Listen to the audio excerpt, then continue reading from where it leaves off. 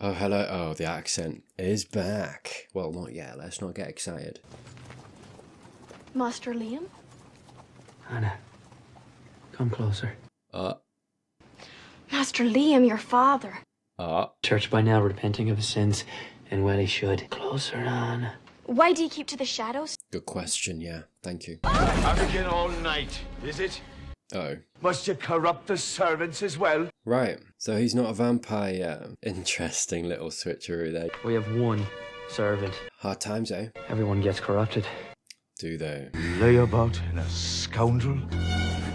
Okay, so we're finding out who he is, or was, where he came from. Never felt like he was enough. His father, from the get-go, was on his case. I got off at Central Street Station, went nuts. Interesting that Kate's here in this episode because she also doesn't, ironically, see him in a very good light either. So we are prepping perhaps for, a torturous episode. If we're going back to his past too, and Kate's coming in as well, is she going to keep judging him too? You're not good enough, you're not this, you're not that, you're a horrible being, you're a vampire, you're destined for the pits of hell. Right, same as his dad thought of him. Makes sense, her presence here. They're all saying the same thing. Which is? Pulled out by what? Yeah. I guess I can forget about reading him his rights. Are we going to give her a little bit more information about this world or what? Sorry, I guess I'm still having a little trouble with this otherworldly stuff. Understandable. Although demons aren't technically otherworldly. I mean, in fact, they were here Oh. first. Were they? Okay. That's very interesting, considering this conversation of demon versus human. Which one? And funny, isn't it, that demons are the ones that humans are attempting to cast out, kill, get rid of. If they were here first, we're usurpers, right? At the very least, it should be living in harmony, to some extent. Not accounting for perhaps how the demons were in the early days. Maybe they were really horrible and humans were fighting back, maybe. Kate, you've seen this kind of thing before, probably a lot. You just didn't have a name for it, that's all. No, I think I remember. What's your father doing here? Oh, really? Daddy, what are you doing down here? In the neighborhood. Are you not retired? Not that I'm cable anyway. Dude, you need a hobby. I think he's actually checking up on me. Oh, okay. Well, that's sweet. Sound surprised? No, you don't get to do that. Right. Kill a demon in front of me and then act like we're gonna have a cappuccino together. It doesn't work that way. Dude, what do you mean? Get some coffee involved and we'll all be happier. Maybe just me. That's fair, but I'm fine with that. How does it work? I'm not convinced it does. Well, Fence, I think you're probably a pretty decent guy for, you know what you are. fair. This is strictly business, all right? We don't get personal. I'm not your girlfriend. Do you know what? Valid, mate. Who is he? Oh, hello. We don't get personal. I'm not your girlfriend, and then we shift to her. Interesting. Forgets every promise he's made when the sun comes up again. That wouldn't really be a problem for me, actually. That it should be something easy to remember, like my birthday. I don't know your birthday. You should. But after 11 and a half months of punching it into this, you won't have any excuses. Mate, I've literally worked places, and it just becomes muscle memory. I actually don't know the code anymore. And then I leave, and I just completely forget it. It's crazy, mate. It's crazy work. Quaini is a peaceful, balancing demon. Okay. Non-violent. Non-violent. So what's going on? At least not a fighter by nature. So, coerced? Used? I'll address it a little more later, but I do think that there's a parallel between the monsters this week and Angel Liam. They're otherwise peaceful creatures that become, in some way, contaminated from an outside influence and are turned against their nature. Their nature specifically. Just a little note for now, and I'll get more into that as we go. It's about that demon from this morning. Look, if you insist on... Turns out it wasn't an evil thing. The evil thing wasn't an evil thing. Did I just hear a boom mic? Sorry. Turns out it wasn't an evil thing. I did. Yeah. There are not evil things. Yes, we should have this conversation. They're not all bad. I suppose one can hardly blame her for being skittish on the topic. I I think you'll find most people require some period of adjustment. Women in particular, I think. Found it! I'm just afraid if she keeps struggling with the bigger picture, she'll miss the details. Is that coffee, mate? Because you could be looking up in my books. In front of your daughters. Katie, did something? Okay, you do care. That's lovely to hear. What do you want? I don't know what was in that package when you gave that delivery guy. Where was that him? It was so dark. I didn't even notice. You removed something from the crime scene today. Something somebody didn't want the police to find. Really? Protect my daughter. From what? From finding out the reason that you were there today wasn't because you cared about her. That sucks. You got any kids, Angel? No. Then don't think you can know how a father feels. Or why he does the things he does. Okay. Graham! Father. Yeah. No tears. Instead, God gave me you a terrible disappointment. Oh, that's cruel. More dutiful son you couldn't have asked for. Mm. Told me in word, in glance, what it is you're required of me, and I've lived down to your every expectation now. Okay. The madness is that I couldn't fail enough for you. I'm so sorry, you couldn't what? The madness is that I couldn't fail enough for you. Fail enough? I'm so sorry, it's the accent. I'm so sorry, David. I fear for you, lad. And is that the only thing you can find in your heart for me now, Father? Mm. Who'll take you in, huh? No one. Not a loving father, is he? And I mean, look, Angel is who he is in this, Liam is who he is in this reality here. A person doesn't get there on their own, you know, nature versus nurture. And we are seeing that this father's very lacking in when it comes to nurturing, right? And look, I haven't been there the whole time.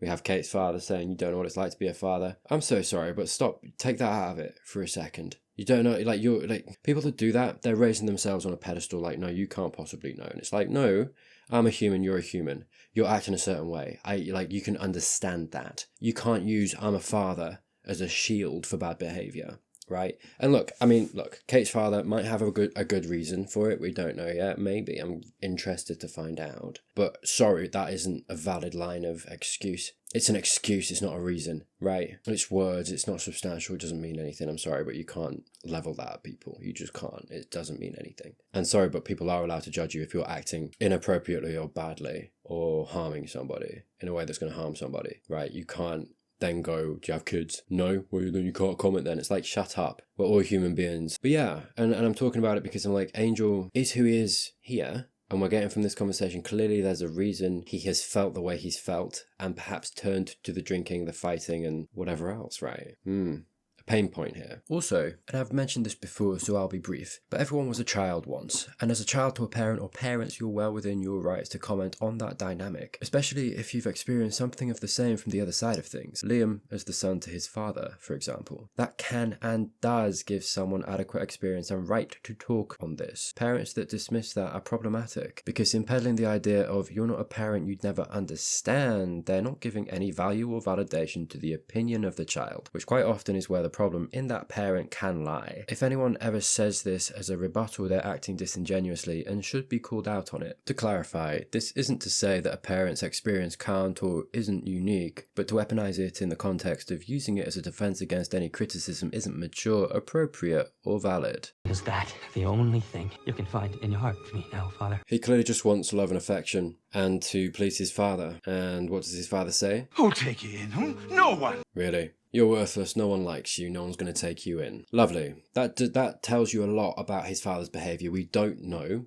what his father's done. We don't know how culpable he is in what Liam's saying, right? That's fair. I just said that. However, in the way he's replying to Liam in this situation, you can intuit a lot from the way that he's choosing to behave, what he's choosing to say, and pattern of behaviour, right? Gives me enough to know that Liam, Angel, is in the right here. And I feel very sorry for him as a result of that, because he's clearly not had a loving father. And not only that, an actively damaging father that's impacted him as a person. You know, Liam. Out of my way. I was never in your way, boy. Really? If you go causing trouble, you're sure to find it. Hey, there's two sides of every story. So, I don't know, hard to know, and bless that actor playing his dad, because there was a little bit of genuine, I felt like, in that look that he gave, care and despair at this situation, the fact that his son was leaving, which makes me, that's why I say there's two sides to every story, made me in that moment feel like, oh, okay, maybe there's a reason, you know, humans are complicated creatures sometimes. You know what to do. Does he kill his father, I wonder? So why the sudden urge to have lunch? Lunchtime, ain't it? Right, so you drive all the way out here for a hot dog? You gonna warn her against Angel? How's Angel? We were never seeing each other, Dad. What's wrong with him? Yeah, he's a PI. Private investigator. I bet you hate that, don't you? As a cop. Yeah, he's good. Very good. He ain't gonna like that, though. That's good. Yeah. That's good that he's good. He's gonna find out, whatever it is. Hey, down here to talk about a guy you saw me out Dude. with once. You're using your daughter to fact find on Angel. That's rude. You like him? No, not really. Then what's this all about? Nothing. Come on, pick up on his lies, please. It's not good to be alone, Katie. Okay. Actually caring for your daughter here? That would be an interesting twist. I believe the inflammation was caused by this substance. A drug? And it seems to contain properties not unlike street PCP. Huh. I did identify Eye of Newt as one of the ingredients. Classic. Violent, it enhances its innate strength. Times 20, I would say. Wow. What would happen if this drug were given to an already powerful battle demon? Mm-hmm. I shudder to think. Mm-hmm. Security system, what's the point of having it if you never turn it on? What's going on there, Cordier? What'd you find out? First off, I hate Oh, this was... following detail. Okay, part of the job, amazing. She's getting more physically involved. Interesting. So she is taking more and more duties as well. I mean, coming from last episode and what I was talking about in her, taking more of a leap into this world, putting more of herself into this world. And now we see another step, an extra step. Sure are a lot of leftovers. That's the source. So they're ferrying these drugs. For what purpose? Any idea on why he'd be looking into our upper? Oh, hello. What was in the package? You didn't know. That I'd use my department connections to facilitate movement of your untariffed auto parts. We didn't agree. Huh. Isn't this the lawyer guy? Why do I recognize him? Or pumping my own daughter for information. Mm-hmm. Good that you appreciate that that's not a nice thing to do. Does that make you a good father too? My advice to you guys? Is this your reasoning? Money? Dial it down for a while. Okay, you came out of nowhere, dude. That's not true. He came out of the shadows. That's fair. He was just back there the whole time, just listening. What a peeping Tom. That's all I got to say about him. Sorry, but also very aggressive. Walk out of the dark. It's a power move. That Sudden death of this private investigator could turn him. Kill Luckily too. I have to think of everything around here. Someone give me an adrenal gland. Are you living back there? What's happening? What's the living? What's that? What's that about? A man of just 20 years of Oh, did he officially die? to take his eternal soul into your care. Yeah, he did lose his soul. Yeah, I was going to say not a tear. I mean, is he trying to be strong? I don't know.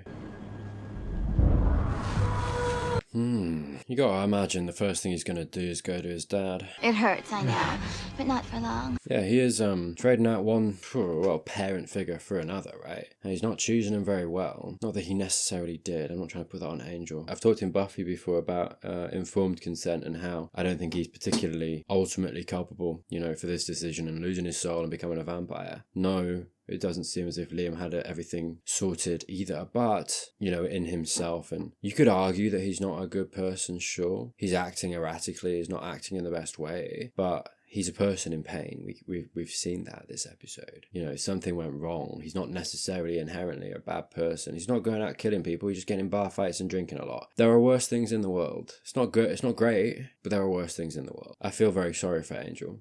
Going back to this, I've said that before when I've seen this sort of thing before about in the shows previously, but yeah, I still feel that way. Soon, their nightmare.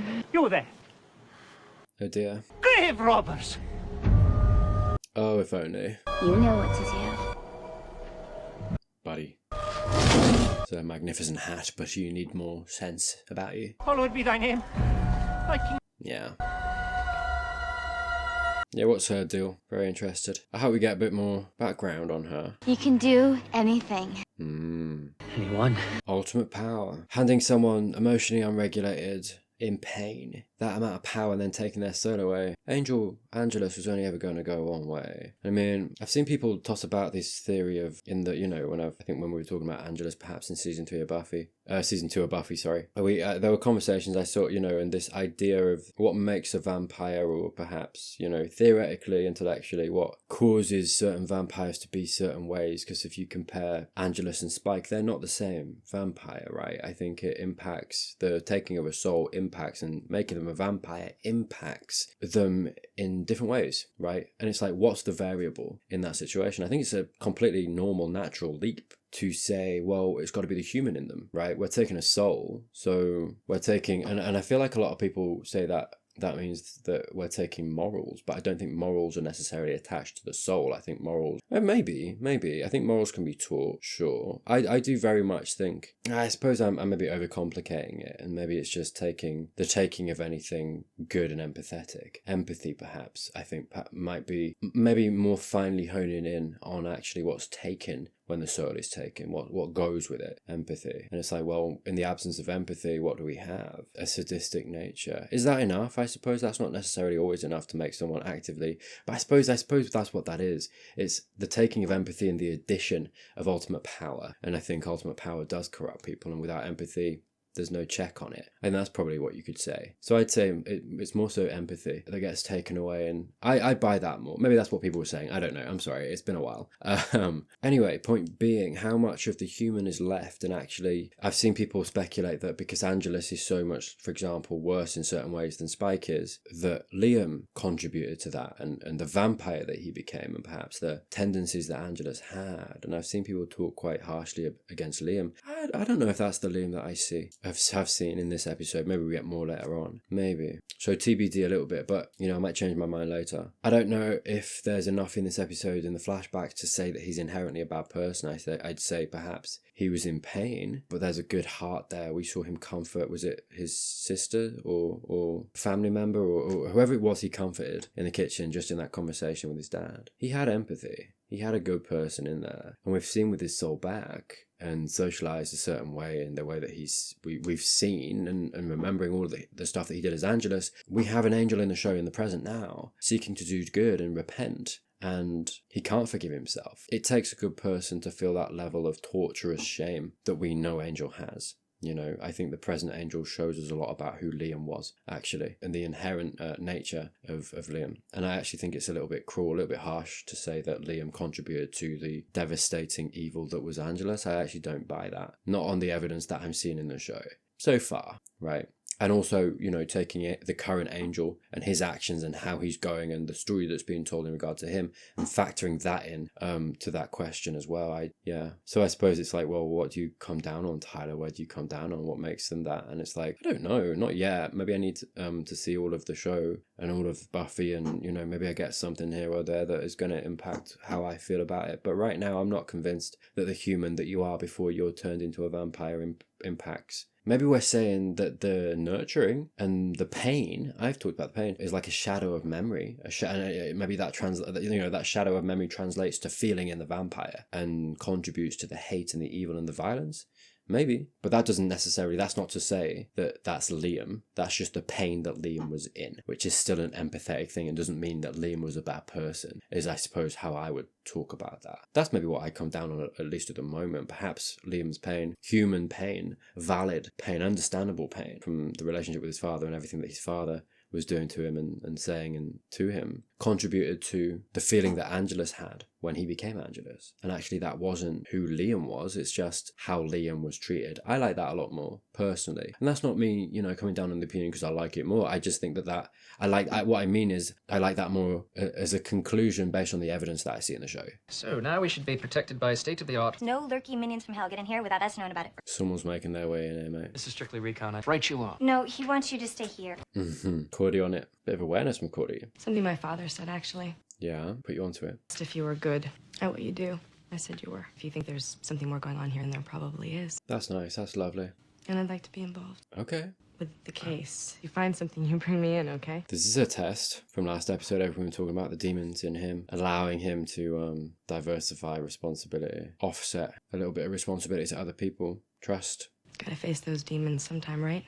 Right. Gotta face those demons sometime. Yeah, very prevalent considering last episode. Now he needs to understand the real nature of what it is he's working for. If he doesn't already know. He doesn't know. He can't. It's funny how he's giving Kate's dad a lot of grace because he perceives him to not know what he's dealing with, which is interesting, and I feel like he needs to apply that to himself. It's the conversation I've been having of he didn't know the demon he was dealing with when he became a vampire, and he was doing that with what's-her-face, right? Again, informed consent, he didn't know, but he's punishing himself for that. He's punishing himself for the vampire, the person that he became when he was Angelus, and he won't let that go. He's torturing himself over it, when actually, by his own logic, he deserves empathy, and he knows that because he's given empathy to Kate's dad. As a result, he just needs to apply it to himself. I know all about it, Wesley, believe me, but sometimes the price we end up paying for one bad choice isn't commensurate with the offense.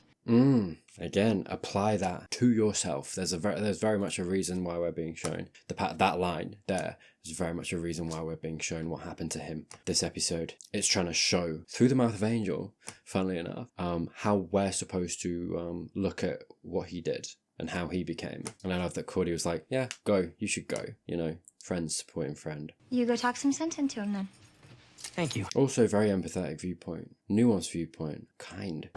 Door is open. Oh, come on. Bathroom window is ajar. Really? They're all just here. They're doing well, Bet you like some of this. Wow.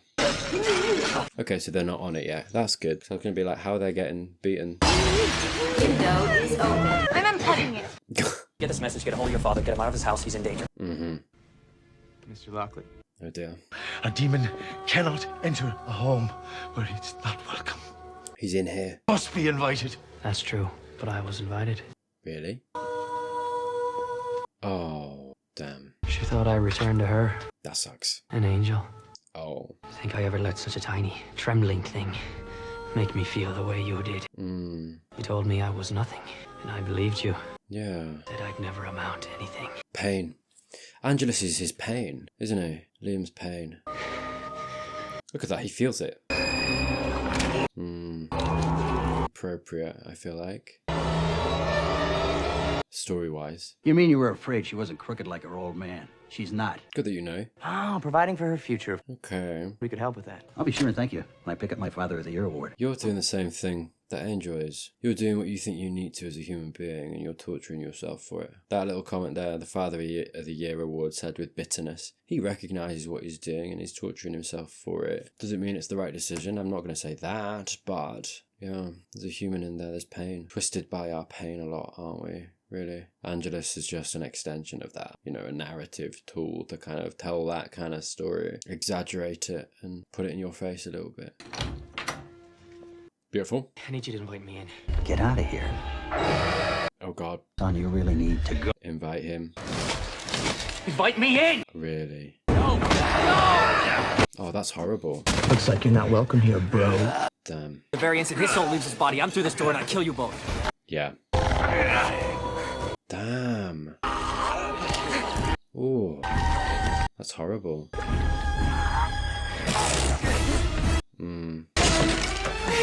Let's go, man. Get him. Sort of ironic that actually I feel like Angelus would have, yeah. The death of a father by a vampire. Both Kate and Angel's, and he couldn't save Kate's dad either. Poetic irony to that. He invited them in, he didn't know. You did, you knew. He tried. To save him, he wouldn't let me. I think Angel needed that, you know, considering what happened to his dad and how he was the one to do it. Someone he cares about in Kate and her dad. If he'd have been able to save him, that would have been like a little chip towards earning a bit of forgiveness, perhaps, in his heart, Angel's heart, for what he did. The fact that he couldn't, I think perhaps he's maybe going the opposite way. He was involved in something, Kate, in something he couldn't have understood. Not the time. Get out, please, get out. Perhaps even suggesting in the fact that Kate's father, and we've seen, isn't necessarily lost as a human. You know, we've seen him do horrible things in the past, but there's a human in there, there's empathy in there for his daughter in his own way. Maybe Liam's dad was the same. Doesn't necessarily forgive any of the behaviour and the ways that they mark their kids, but once more he couldn't save somebody too. Coming from last episode. That means something. That demon in him rearing its head. Happened to calmly, cautiously, and deliberately investigating before rushing in. That was plan A. We've since moved on to plan B. Yeah. It's personal for her now too. Could you imagine if she became a vampire? That'd be crazy. She craves the power, maybe. I don't want to say Kate's going to do that. I'm just, you know, as an idea. Uh-oh. Kate? Yeah, wow. And steak. This will. Hell yeah. Nice, okay. I do wonder at how the events here and the parallel in the stories might mean Kate takes on something of a change. Perhaps a fall in the same way as Liam to Angelus as a result of their father's death. A little note too, but I do wonder if Angel will ever take Liam back as a name. I feel like that may be a nice indication he's truly forgiven himself. I told you I knew. What do you think you know? Angel. Ezio. Perfect. Dead! I'm already dead. He loves that line, doesn't he? You okay? It's a lot. My father was human, and you don't know anything about that. Oh, come on. He does. He's pulled to and fro because of that. He had it, then he lost it, then he got it given back, and that's all that's controlled him since. Dominated his life and life. Now I've won. Are you sure? I proved who had the power here. You think? Power. But his defeat of you will last lifetimes.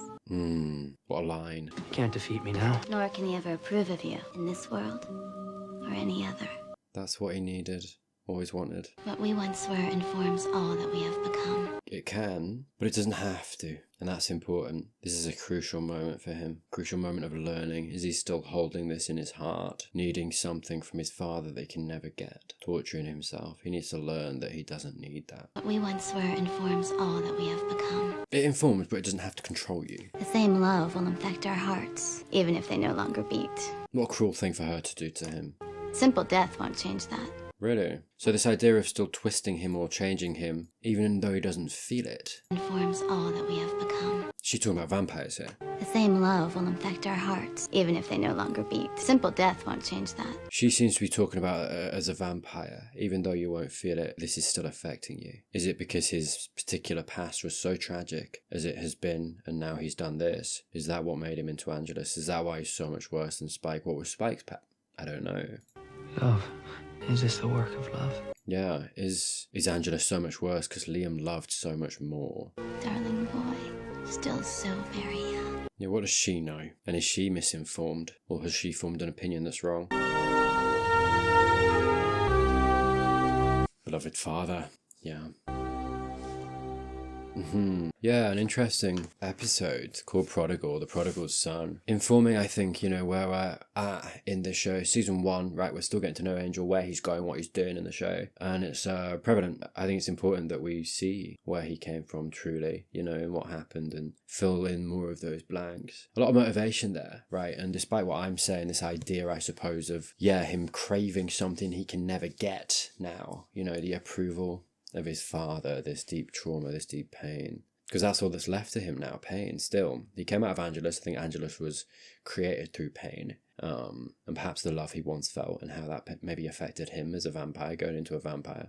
And then he got his soul back and had to feel all of that. And got all of the consciousness of that. Giving someone their empathy back, what a torture. We've talked about this before, but it's such an interesting idea on paper, giving a being like that with that story. And going, can we teach this person, this being, to be good and to forgive themselves? Is that even possible? That's the journey we're on, right? And seeing where he came from and what happened is really important to that story. Yeah, really interesting episode. Thank you, as always. Please do subscribe, like the video, all that stuff. Give a comment down below if you enjoyed. Thank you, as always, to my patrons, my YouTube members. Genuinely, thank you for all your support. I've got early access to all of my videos down in the description below if you are waiting, hankering for the next one. But hey, that was Slayer Saturday. It will be Buffy next week. With that said, I hope you have a great rest of your weekend. I'll see you soon.